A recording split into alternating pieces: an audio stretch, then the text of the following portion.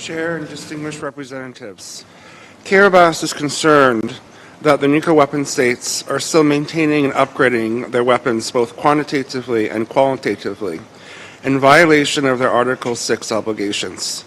These states have ignored the decisions contained in the historic 1996 Advisory Opinion of the ICJ, including the Court's recognition that there is an obligation to pursue in good faith and to conclude negotiations leading to nuclear disarmament in all its aspects under strict and effective international control.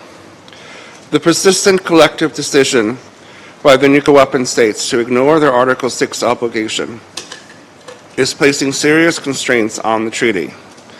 In this regard, we would like to remind all state parties about the 64-point action plan from the 2010 NPT Review Conference.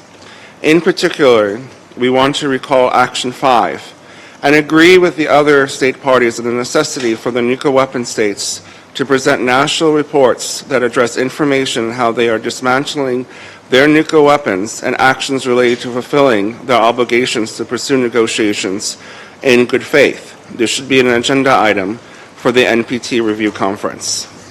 Chair and distinguished representatives, we remain highly concerned that a certain nuclear weapon state is preparing to resume nuclear testing. We remember that tests ravaged communities and divided families during the height of the Cold War, especially in the Pacific region. As a state that has suffered from both immense humanitarian and environmental consequences of testing, we are calling for explicit references to the humanitarian consequences of both the use and testing of nuclear weapons in the outcome document. The international community must also reflect that it is the 80th anniversary of the first nuclear tests conducted at the Trinity site in New Mexico. For us, it is clear that the use and testing of nuclear weapons violate the core principles of international humanitarian law. Chair and distinguished representatives, we believe that the legacy of nuclear testing is not theoretical. It is a living reality for the survivors and their families. In this regard, we recall that the vast majority of states voted in favor of our resolution addressing the legacy of nuclear weapons in the UN General Assembly.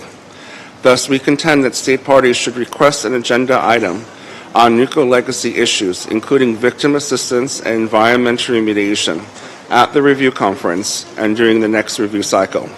It is time for us to take action. Thank you. I thank the distinguished representative of the Kiribati for their statement, and I will now give the